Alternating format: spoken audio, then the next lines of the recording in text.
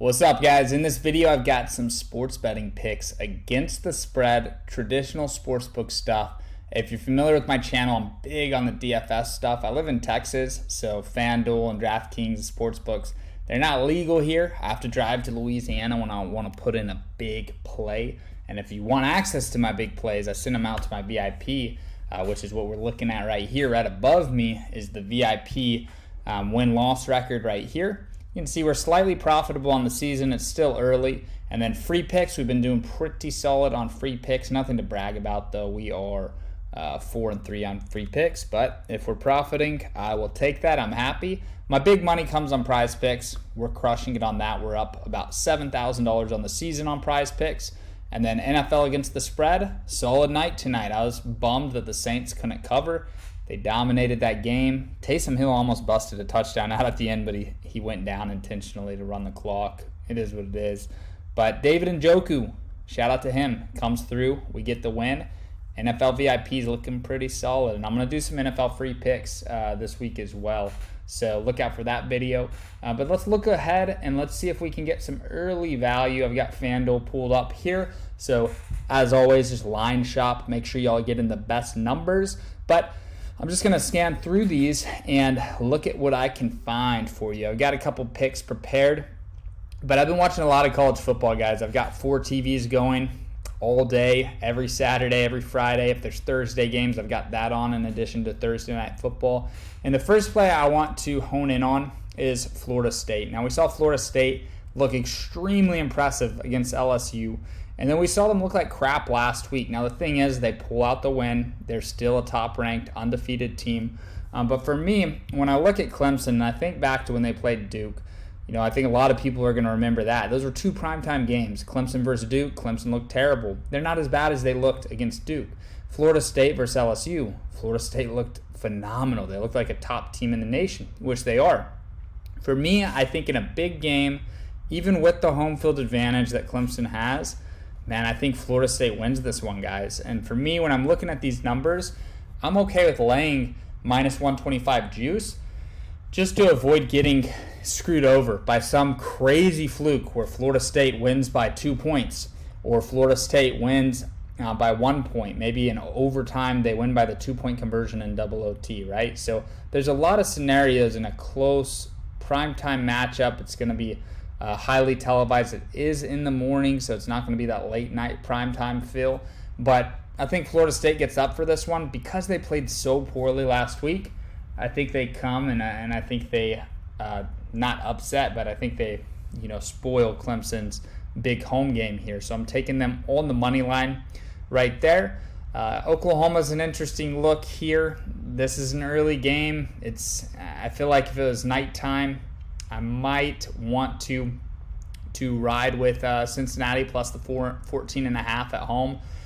On paper, Oklahoma is probably 30 points better than Cincinnati, but it's one of those games where Cincinnati's at home. It's their first time playing a Big 12 matchup. I could totally see Oklahoma winning that one by 1 possession, so I'm going to stay away. Army and Syracuse. Man, Syracuse is a little slept on this year, but not looking to that game. Let's scroll down here, see if we can find another one for y'all. TCU over SMU. My power ratings, guys, I have TCU a full 14 to 17 points ahead of SMU. There's levels to this game. TCU's at home. Both campuses are really close in Fort Worth and Dallas. And it's not a massive rivalry game or anything, but a little rivalry, right? But I think TCU takes care of business here. And to only have to lay 6.5, I think they win this game by double digits here. So I like that play a lot right there.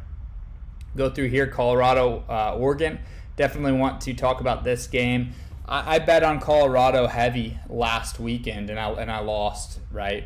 And for me, I guess college football is a lot about handicapping the players' emotions. And what had happened was Colorado State's coach disrespected Deion Sanders.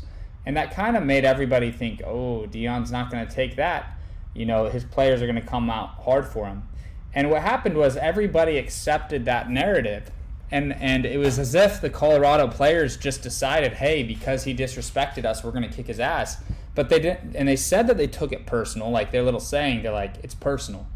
But they didn't actually take it personal. You know, for somebody disrespecting you to actually impact you, you have to let it impact you. And I don't think they actually took offense to it. I think they probably understood what the guy was saying, like taking your sunglasses off. It's a sign of respect, you know. That's why I don't do it in this video, because I don't respect you guys. I'm just kidding. My 8-month-old son broke my glasses, and these are the only glasses I have to read the screen. So eventually I'll get some clear lens glasses and look a little bit more normal for you guys. I promise I'm not doing it to disrespect anybody out there. If the Colorado State coach is watching this, I'm sorry. And I'm sorry I didn't bet on your team last week because I lost a lot of money. But back to this, I think what happened was Colorado State, in their heads, were like, holy shit, dude, our coach just woke up the opposition. Colorado's going to go after us now. And Colorado State upped their game and kind of had that reverse effect. Anyways, you look at this game, and Colorado is without Travis Hunter, superstar on defense and offense. Literally, he's not just a player on both sides. He is like the best player on both sides. So that's a huge loss. But the look-ahead line on this was 14 points. Colorado plus 14. And Colorado's always going to have a target on their back. But I think if there's ever a time that they're under the radar, it's right now without Travis Hunter. They looked like crap against Colorado State. They didn't look great the first half against Nebraska. I think a lot of people are going to go after Oregon minus 21.5. And honestly, guys, I could see Colorado winning this game outright. But I definitely think they stay within 21.5. Just because I watched Oregon and Texas Tech really closely. That was a play that we had on the premium where we won a few $1,000, and it was an awesome game, by the way. But Texas Tech was right up there with Oregon. Tech should have probably won that game even. And I think Oregon is a fraud. I think Oregon's a fraudulent team in the Pac-12. I think they're going to get exposed when they play teams like Utah, like USC, like Colorado here. I think Washington State even could give Oregon a run for their money. But University of Washington, I'm not saying anything y'all don't know when I say UW is better than Oregon. UW's going to kick Oregon's ass, and that's going to be a dope game to watch. That's going to be a game you want to take the overs in. I would say over-under set at 70. Give me the under as well here. So I'm going to take Colorado plus 21.5. And that game under 70. This is a ton of points to be scored, guys. I would not count on. I hope that I'm wrong. I hope it goes over, but I think there's value on the under there. That's just too high.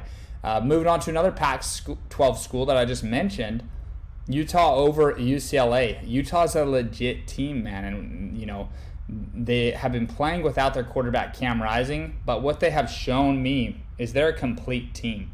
They're not solely dependent on Cam Rising. It's going to help when they do get him back eventually, but at home, Utah's is one of the best home field advantages in college football. I don't think UCLA has the team to go in there and upset Utah. So, maybe Utah wins, but UCLA covers, but I'm going to lay the 4.5 with Utah. And then moving on, we don't have to scroll very far for this next one. Alabama versus Mississippi. Alabama did a QB change this last week. It did not go very well. I don't know how Alabama doesn't have superstar QBs. They talk about how great Nick Saban is at recruiting. Look, man, Deion Sanders is about to change college football, and I think Nick Saban might be on his way out. He might be on his way down because with the transfer portal and everything like that, I just don't know if Nick Saban can recruit guys through the transfer portal like other teams, and it's weird to see Alabama struggle so much at quarterback, but I think putting the original quarterback back in, even though he's not the best passer, he's such a good runner. I don't think Mississippi has the team this year to walk in and beat Alabama in Alabama. We saw Alabama lose. We saw them win last week but not look the best. I'm going to take Alabama to get right here and cover the 7 points. BYU, Kansas, that's a tough one. I'm not going to touch that one in this video. But let's scroll through. Nebraska laying 19. Jeez, I don't know enough about Louisiana Tech to pull the trigger on that game. But I would say Nebraska had a quarterback change, and I really think Jeff Sims was a quarterback to fade. So without Jeff Sims, I think Nebraska could be undervalued. And then I'm going to scroll through this just to make sure there's nothing else I can throw down. I do know I'm going to talk about the UTSA game in a second. For those that don't know, I went to UTSA. I'm not proud to say that I went to UTSA or went to college even. I ended up dropping out to just go all in on entrepreneurship. But last pick I'll give you guys here in this video is UTSA and Tennessee. So I was talking to my friend about this, and he went to UTSA, and he watches them really closely, so I always run things by him. But this line actually just moved over the last 10 minutes quite a bit, so maybe money's coming in on UTSA. I'm telling y'all right now, man, UTSA has like one of the best records in college football over the last 3 years. They're like 27-3 or something ridiculous. Well, they've been having a crappy year this year, but before this year. And the reason why is because of a guy named Frank Harris. And Frank Harris is just a legendary San Antonio quarterback. It's not a big deal to you guys, but in San Antonio, Frank Harris is a big deal, and he's the reason. He's like a 7 or 8 year senior. Like, he's like damn near as old as me, and he's still in college playing quarterback. But he messed up his knee, and he almost retired. He ends up coming back to play. He hurt his knee 2 weeks ago, and we ended up getting this picture of him in a boot that was not public knowledge. And we actually put Army plus 13 points, I think, on the premium card last week. Army goes and wins that game outright. So you look at this game, Tennessee at home. Tennessee just played like shit against Florida. It's a get-right spot for them. And UTSA doesn't have Frank Harris. Like, UTSA without Frank Harris is a terrible team. So Tennessee's going to have no problem covering this game. I can tell you right now, it's going to be a premium play right here. So that's your premium free pick right there. Is Tennessee minus 19.5. It's a really good look. I might throw down on that if I go to Louisiana tomorrow or the next day. I might throw down on that one because, damn, Tennessee's covered in that spread easy. But yeah, those are my early looks at college football. We've got 1, 2, 3, 4, 5, 6, 7 picks. So hopefully we can go 5-2 or better. But let me know if you guys like this video, and also if you're not in the group chat, get the chalkboard app. Join the group chat. The group name is Sports Betting Education. Just make sure y'all join my group first. That's how I get paid. They pay me a couple bucks for each person that downloads the app. And then the way I get credit for y'all is if you join my group before any other groups. You probably don't want to join other groups, but my group is dope. And I watch all the games. I have 4 TVs in my home theater, and I watch all the games closely. And the algorithms and the computers that these sportsbooks use to set the second half lines, they're based on computer models. So there's stuff that I can see as a human, as a sharp individual, and I can get a lot of value for us. So I'm going to be throwing down second half plays in there. I'll show you guys on PrizePicks my second half play tonight. First, I'll show you this one. Derek Carr, what are you doing, man? 3 more yards. Come on, my man. Had a losing night on PrizePicks. It is what it is. It's a long game, and I'll have losing nights. Started the season with $3,000. I'm up to over $10,000 in there. But a couple of my second half plays that I gave out, well, one was Amari Cooper. The reason I gave him out was because PrizePicks has a reboot rule where if he doesn't play the second half, the entry gets refunded. So knowing that, I knew that this line was set at 33 because he was not 100% because of his groin, but all of the risk was taken away because of PrizePicks' house rules. On PrizePicks, if the guy's hurt and he doesn't play, we get refunded. So I laid the hammer down on this one. I did Josh Allen, Diggs, and Gabe Davis, and then I do Hurts, Brown, and Devonta Smith. And this trio, if you put 200 on that in a sports book, it'll probably pay around 900, maybe $1,000. So to get $2,000 for it and get, there was still risk with Amari Cooper, but that's just an example, guys, of stuff that I'm posting for free in that group chat. So get the chalkboard group and then go to Sports Betting Education, join the channel. We've got about 2,500 people in there now, so y'all are definitely going to want to check that out. that's all I've got for you guys. Be sure to look out for my NFL sports betting pick video. I'm going to get that one out right after this. So I'll see you guys in the next video. Good luck with all your bets this week. Make sure you join the group chat. I'll be posting picks as I lock them in there. And it's 100% free, and it helps support me. So it's a win-win-win-win for everybody involved. So love you guys. Appreciate you all supporting me. I'll see you in the next video.